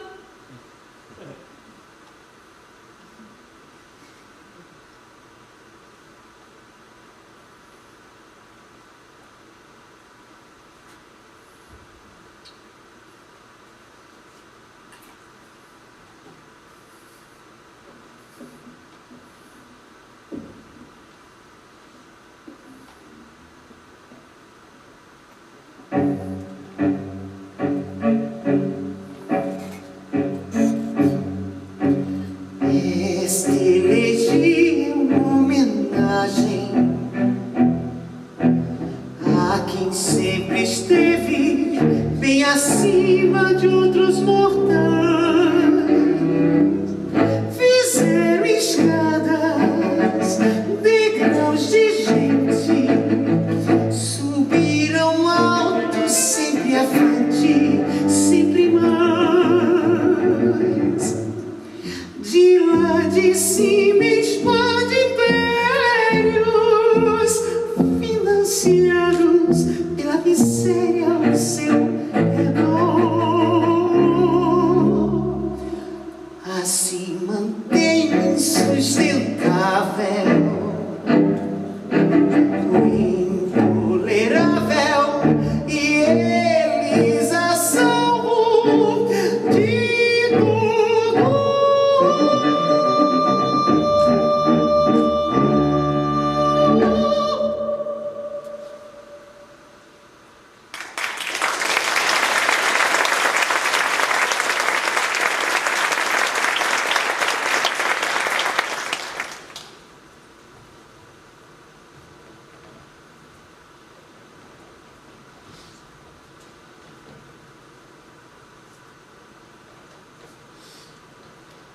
Eles eram assim. Ah, acabou. Felizmente, sorte. Nunca foi sorte, sempre foi Exu Enu. Lá, 21 séculos de dominação. Destruição. A natureza sempre dá o troco. Branquitude era o nome dessa cultura. Eles tinham esse nome pela escassez de melanina, né? Os costumes irracionais. É, tipo paixão por malas com dinheiro, viu? Apropriação cultural, invasão e exploração de terra indígena. Extermínio de outras etnias, sapatênis, cervejaria artesanal. 313 anos depois do grande ato de Exu Enu, e a única coisa que sobrou deles foram esses hologramas. 2030 do período Cristozoico foi um marco. Gente, eu não quero assustar vocês, mas eu tô vendo mais exemplares aqui mesmo. Ó, não são hologramas não.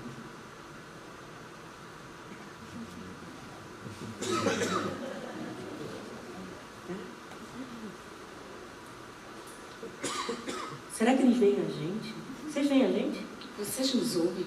Naquele tempo não ouviam. E ainda falavam que era mimimi.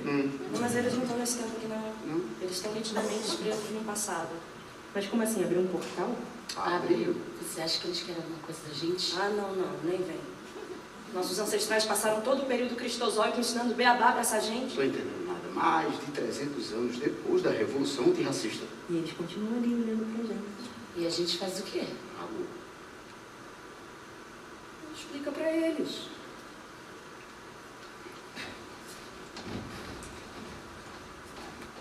Boa noite, gente. Bem-vindos ao futuro. A era de Exu Enu. Laroie. Calma. Nós sabemos que vocês não se adaptaram a esses tempos. E você? Você fica tranquilo. A gente se encontra no futuro. Muito bem. Temos aqui o exemplar da fêmea do período cristozoico datado em 2018. Incapazes de empurrar caídos de seus bebês, fazer a própria comida e limpar a própria latrina. E tem relatos dizendo que as suas antecessoras precisavam de ajuda para se vestir, tomar banho e pentear o cabelo. Elas usavam adornos feitos por pessoas submetidas à escravidão e criaram um movimento chamado feminismo, se esquecendo de incluir as demandas das mulheres que as serviam. Já aquele ali, o terceiro da direita para a esquerda, é o exemplar macho datado de 2022. Gostavam de exibir as suas musculaturas adquiridas nas academias Esperta Forma, eu acho que era esse o nome, onde construíam corpos fortes em grandes fraudes e catastróficas práticas trabalhistas. Além do insaciável fascínio por armas de fogo, armas nucleares e armas espermatozoicas. Isso mesmo, o uso de esperma para fins de expansão do projeto de embranquecimento da população. E gostavam muito de dizer frases como vidas humanas importam e, afinal, somos todos humanos.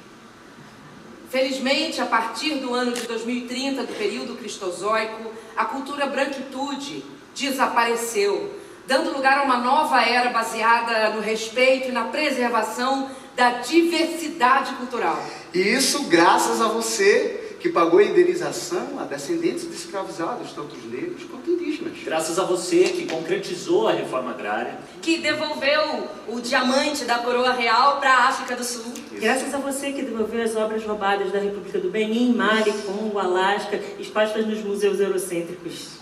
Que devolveu as obras dos objetos roubados das etnias Tariano, Tucano, Dessano, Piratapuia e outras tantas. Você que votou em mulheres negras, indígenas, LGBTIA+. Graças a você que abriu espaço para todas as vozes da sociedade. E você que renunciou aos espaços de poder e liderança que ocupava só pelo privilégio de ser branco. Tô achando que ninguém aqui fez nada disso. Bom, se não fizeram, vão ter que fazer, né, gente? Ou então o futuro não vai existir. Que Luzia ajude vocês. A gente só não vai dar o segredo mastigadinho, tá? Pode sair, vai. Nós não devemos fazer mais do que já fizemos. Nós não podemos fazer mais do que já fizemos. Nós não faremos mais do que já fazemos, porque isso é teatro. E esse não é nosso papel. Isso é uma cena. E uma cena não dá conta de tudo que está acontecendo lá fora.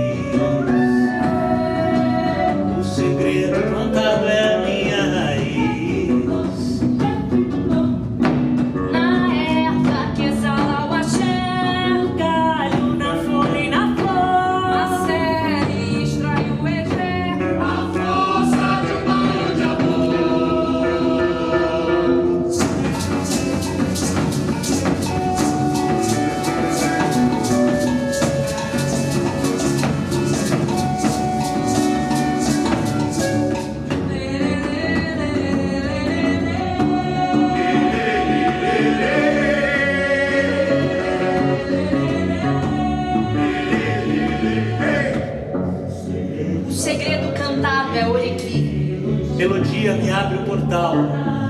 Vem na fresta de um fractal. Hipnote com o som do tambor. Na escuta das aviões.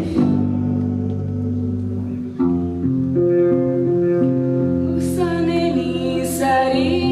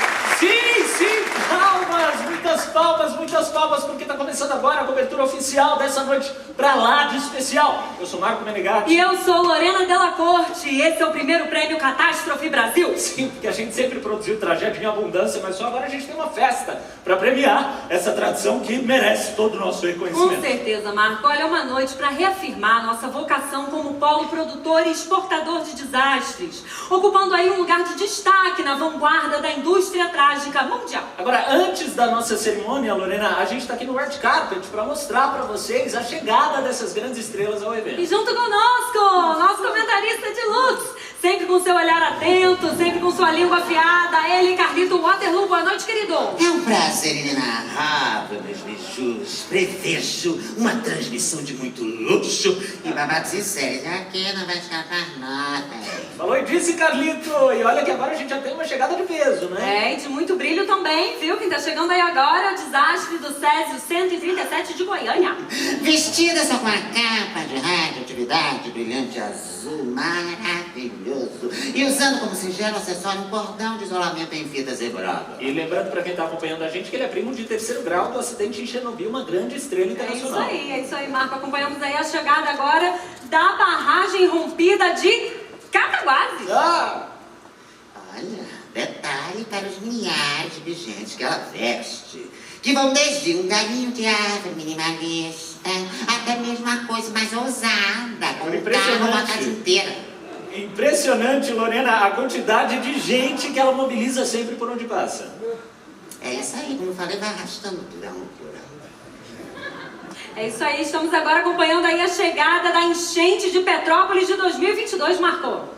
É isso mesmo, ela está se aproximando, vamos ver se a gente consegue uma palavrinha. E, gente, conta pra gente, qual que é a emoção de estar envolvida entre tantos acontecimentos históricos? Ai, gente, é muita emoção. Putz, nossa, eu nunca imaginei que em 2022 o meu trabalho ia ser tão importante, ia ser tão requisitada. Eu acabei de voltar de uma temporada do Nordeste e já tenho agenda fechada para Sul e Sudeste. Que orgulho da minha afilhada. Ah, Dindo, para. Derramamento de óleo na Baía de Guanabara, nossa, uma honra você falando aqui conosco. Obrigada, querido. Ah, não fala assim que eu fico emocionado. Você sabe que eu sou muito derramado. Derramamento sem falsa modéstia, você sabe muito bem que deixou marcas profundas que estão aí até hoje. Não, e olha, destaque para o entrosamento cromático de padrinho e afilhada, né? Porque eles ficam ali combinando uma paleta mista de tons aquosos com matizes de lama e petróleo.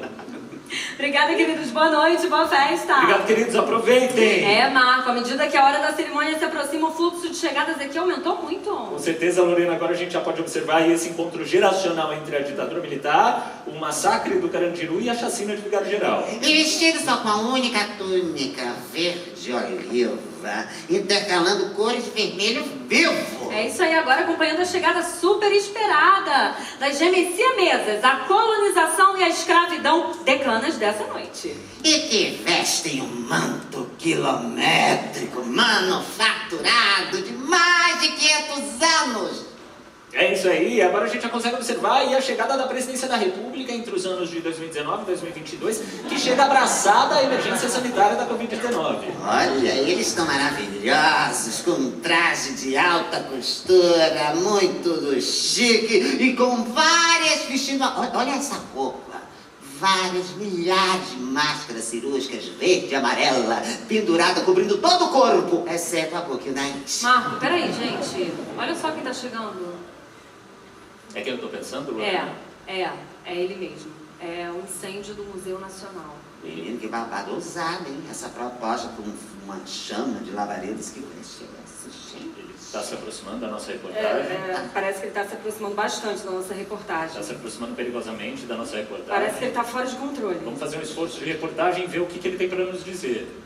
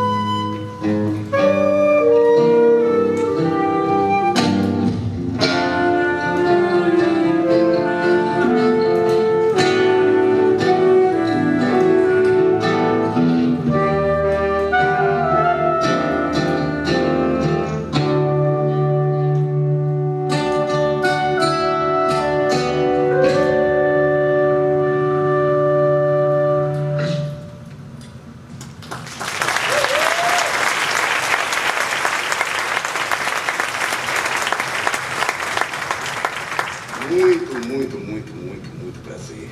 Eu sou fogo.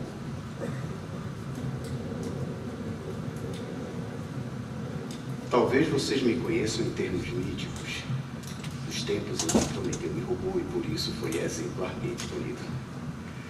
Possivelmente pensem em mim como lava do vulcão, corpo incandescente de Xangô, orixá da justiça, ou em centenas de mitos indígenas que narram minha origem. Quiçá me encare em termos mais cotidianos, nas bocas de seu fogão, na ponta de seu isqueiro, talvez como palavra que provoca sobressalto. Toda vez que alguém diz a palavra que me designa dentro de um transporte público ou de um espaço fechado. Ou me compreendo mais na seara da linguagem. Toda vez que alguém diz é fogo, diante de um aborrecimento, ou como uma metáfora barata e gasta do desejo sexual. Enfim, tantos os lugares em que posso estar, estou. E sou sempre eu. Em todos esses lugares, contextos, ocasiões, sou sempre apenas eu, o fogo. Matriz fragmentada em infinitas franquias. Tenho a onipotência e a onipresença de um Deus. Eu não quero parecer arrogante, mas foi só por causa do meu manejo que a humanidade pôde sair das trevas da ignorância. Todas as associações positivas presentes na ideia de luminosidade, ou mesmo o conceito transcendental de iluminação, tudo isso vem de mim. Podendo passar bilhões de anos apenas listando todos os serviços prestados nestes bilhões de anos, é possível. É sintomático que hoje esteja aqui diante de cada um de vocês nessa posição ingrata daquele que se defende. Sinal dos tempos. Porque de todas as funções de que sou capaz de ocupar, sou sempre mais lembrado pelos incêndios de que participo. Pouco importa o progresso que propiciei. No senso comum, por alguma razão, resta apenas a potência devastadora. E a humanidade não se dá conta de que o apetite pela devastação é deles, não meu. Não me olhe como um impulso aniquilador com vontade própria. Encarem-me como uma força a serviço do humano. Aquecer ou destruir são só dois vetores da minha natureza, que é sempre a mesma. Vocês choraram pelo Museu Nacional, pela Cinemateca Brasileira, pelo Edifício Joelma, pela Boate Kiss, pela Amazônia, pelo Pantanal, mas eu só estava fazendo o que sei. Se encontrar matéria-prima que me espalhe e não houver força que me contenha, eu transformo tudo em imagem e semelhança, como divindade que sou, que sempre serei. Não é uma escolha, é um processo químico. A todos que choraram o que se perdeu, pessoas, biomas, edifícios, patrimônio cultural, a história com H maiúsculo, eu lamento. Mas lembrem-se, depois que eu passo com a destruição, vem também a consciência das estruturas. Se você entrar hoje no Museu Nacional, olhando as cinzas, os destroços, as vigas retorcidas, vão saber exatamente do que ele se constitui, de que matéria é feito. Se quiserem que eu não volte, observem para fazer melhor. Agora, hoje, aqui, depois que esse país inteiro pegou fogo, olhem bem as ruínas e tratem de reconstruí-lo com material não inflamado. Se não conseguirem, saibam que eu voltarei, porque maior do que o meu desejo é minha inexorabilidade. Espero ter iluminado as compreensões. Precisava espalhar essas palavras.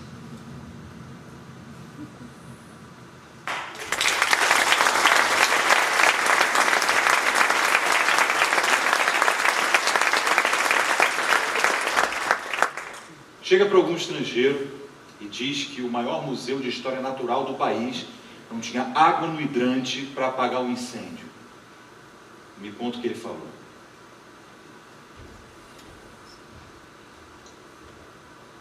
Um item que atravessa milhões de anos, contando alguma história sobre a humanidade, para sucumbir em um incêndio de um edifício abandonado pelo poder público. Queimou tudo. Caderno, arquivos, artigos, anotações, fotografias. Quase 50 anos de pesquisa. Uma vida inteira.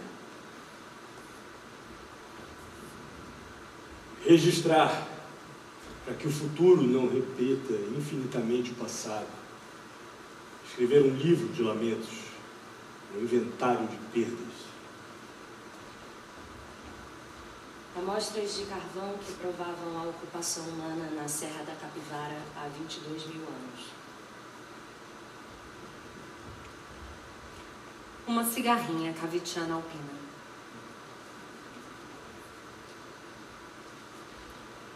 O esqueleto do Dinoprato.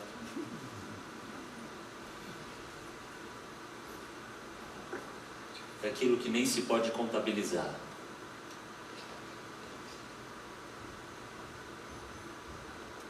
$18 milhões de itens perdidos no fogo.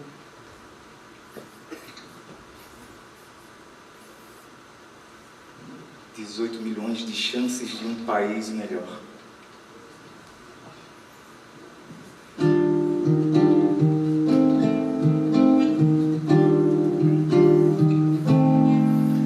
Um singelo amuleto, papéis de 200 anos, legiões de borboletas e um país bem mais humano, provas de formas de vida, línguas de povos extintos, perde-se a chance pungente de aprender com os enganos, queimaram-se tapeçarias, livros e urnas, bandeiras, lá se foi chance de ouro, de sermos de outra maneira, perdeu-se muito e ainda perdem-se chances em série, de olhar para o que fomos, de tocar onde nos fere, de escancarar onde erramos, não que isso impeça outros erros, mas se errarmos melhor, já é bem mais do que temos, e o que sobrou do incêndio, pouco mais digno de nota,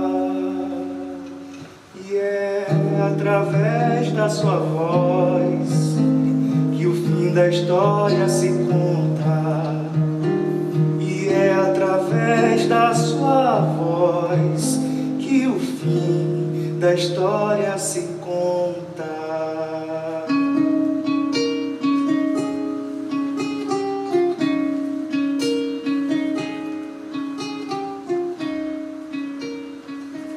Restou o amuleto de Shah-Munensu, o afresco de Pompeia, o meteorito de Bendegor resistente a altas temperaturas. E restei eu. Não me pergunte como. 12 mil anos depois de ter começado a dar aqui o ar da minha graça, eu, Luzia, a primeira brasileira, resisti ao fogo. Parece que para grande parte dos que vivem nessa terra, a resistência é um pré-requisito básico. Mas a verdade é que eu estou exausta. Cansei de ter sempre que resistir. Queria só existir. Não quero ser Luzia, guardiã do tempo. Sou Luzia guerreira, cansada de guerra.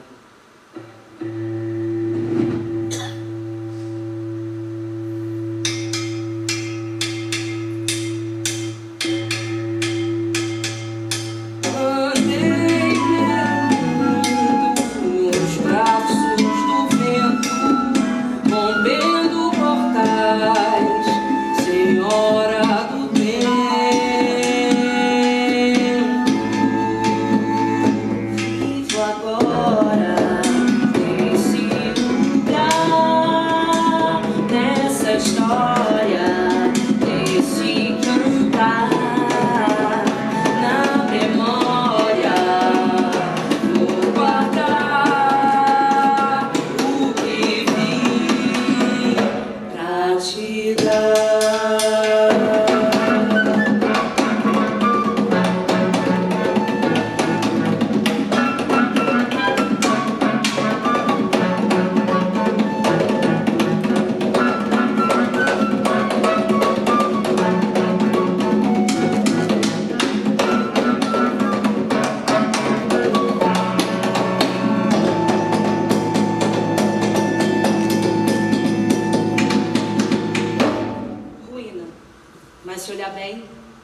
construção.